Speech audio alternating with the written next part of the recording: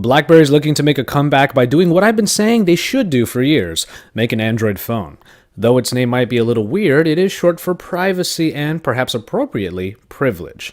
And that's because this is a phone that stands out in more ways than one. But how does it stack up in an already crowded Android space? It's time to find out because it's Joshua Vergara from Android Authority. What's going on, everybody? And this is the BlackBerry Priv.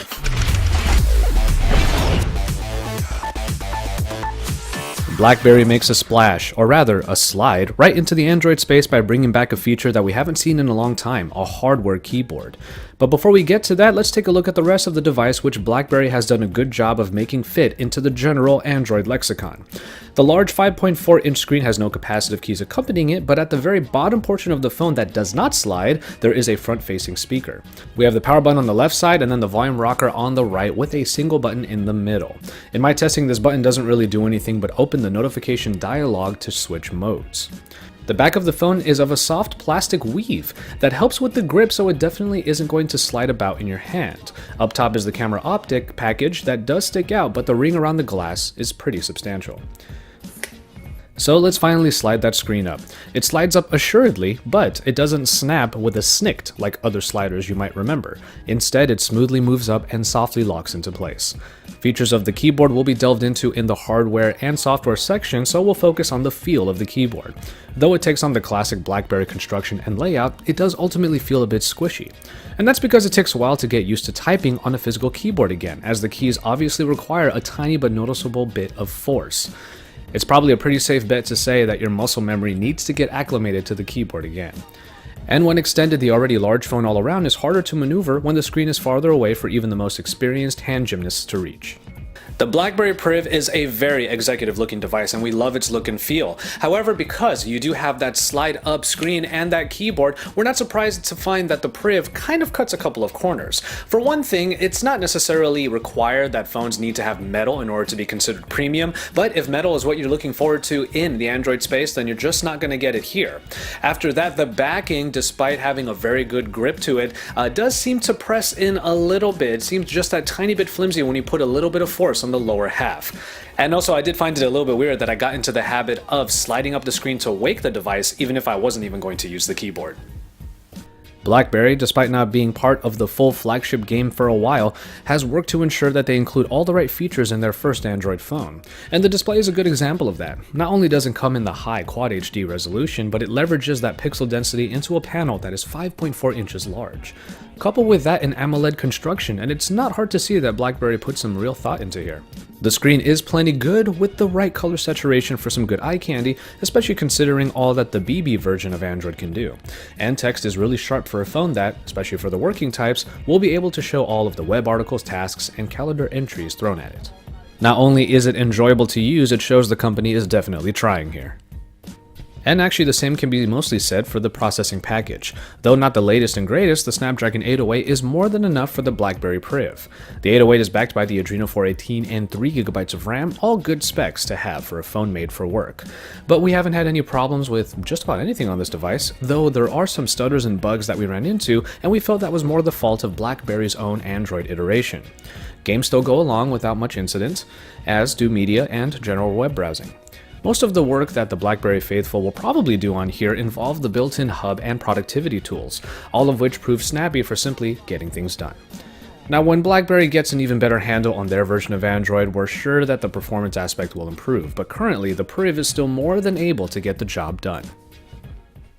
Which brings us to hardware, which is a laundry list of good choices made by BlackBerry. We start off with the front-facing speaker, which is in and of itself a great choice and provides decent sound. It skews toward the higher ends just a bit and could use a little more volume, but it's still better than any rear-mounted units. Above that phone speaker are two trays for this phone, SIM and microSD. Yes, BlackBerry stuck to having expandable storage to bolster the 32 already built in. And for such a large phone, a big battery unit is ideal, if not required, and a pretty substantial 3410 mAh battery has been tucked into this phone. Longevity has been a pretty average affair, unfortunately. There's likely quite a bit going on at all times if you do leverage all of BlackBerry's features and the hub, so we aren't particularly surprised.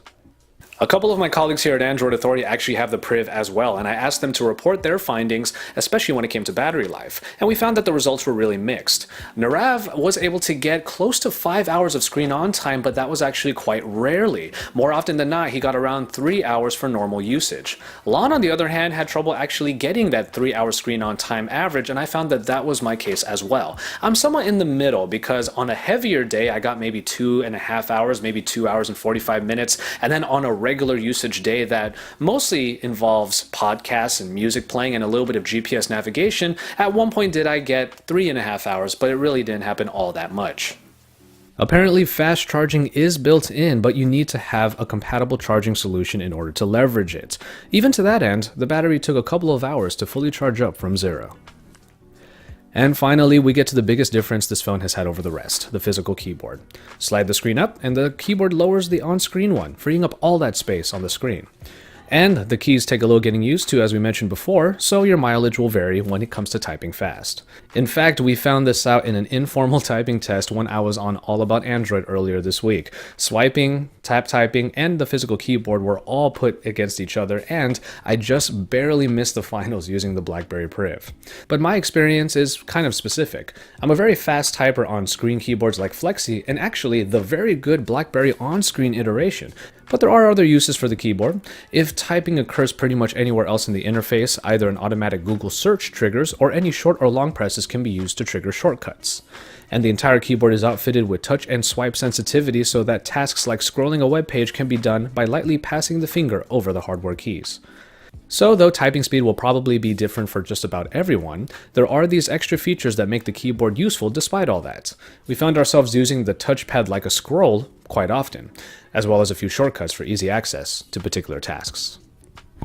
The BlackBerry Priv looks to make good moves in the camera department by employing an 18-megapixel shooter with optical image stabilization and optics made by a reputable European company. A misstep in the camera department is obvious right away though, because the front-facing shooter only packs 2 megapixels.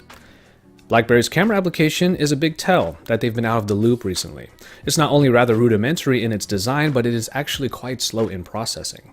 Only a few modes are available, from video to panorama, and HDR is actually auto-capable. Manual controls are missing aside from the ability to change the exposure compensation.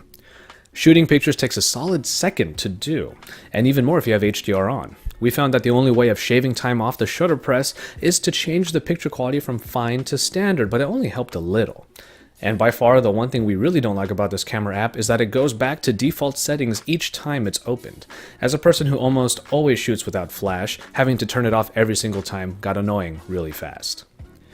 It's an analogy for the camera quality, that BlackBerry is showing just how new they are in what has already become a great camera space in Android this year. The optics are capable of some good data capture, but processing looks to be the worst part of it. Pictures in bright light look quite good with adequate color saturation and a bit of a boost in HDR, but lower light situations really show the flaws. Processing is a little too aggressive, so low light photos tend to look quite smudgy. Add to that sensitive auto white balancing, and sometimes low light pictures can just be too warm. Which is another reason why I don't prefer spot metering for pretty much any camera. The Priv tends to overcompensate for the very spot you pick, either making the surrounding areas way too blown out or too dark. And this is also the case in video as well, where low light performance is the biggest issue that we saw. Overall, the BlackBerry Priv camera is the biggest example of the company's good intentions and poor execution. Whereas other companies have evolved their cameras and feature set and processing, BlackBerry simply has a lot of ground to make up in a short amount of time if their follow-ups to the Priv are to be true competition against the likes of Samsung or LG.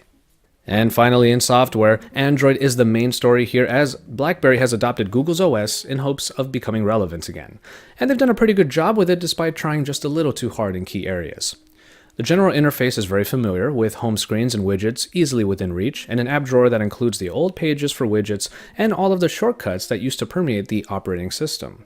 These little shortcuts can be tied to any of the keyboard shortcuts, so with some due diligence, the keyboard can become a very powerful tool. But there are some extra features somewhat hidden within.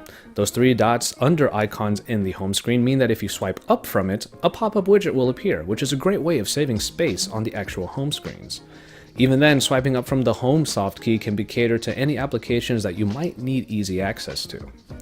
Notifications have been grouped together, and a line of icons at the top of the dropdown can easily sort them. This is a great way for seeing only what you need, rather than getting inundated with information.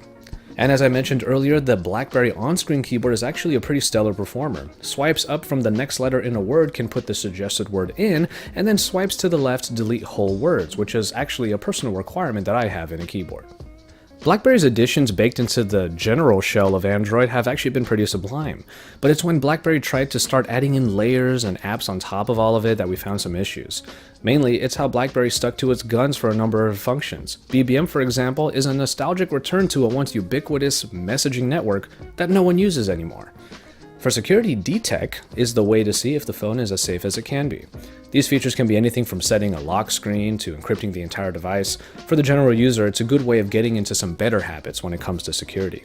But on the other hand, the app will show all the applications and what they're doing in the phone, as well as logging events so that you can look back and see what the heck just happened. And for all tasks and messaging services, the BlackBerry Hub is the built-in way of consolidating it all. Open it up, set up Gmail accounts and even some social media, and you'll have everything in one place. It works well enough, and picking specific accounts to dial down the information helps. But if you already have an app for consolidating all of your emails, this might not do it for you. For one thing, there's no unified login for the Hub, so you have to set up every little one, little by little. To that end, the Hub needs to be updated to support some main features in Gmail, namely the ability to archive messages rather than just flat out deleting them, and also to search more than just the amount that has been synced to it. By default, that's about 1 week. Push notifications are available for all accounts, but by default it checks every 15 minutes for a new message, a relic of a long past generation of smartphones.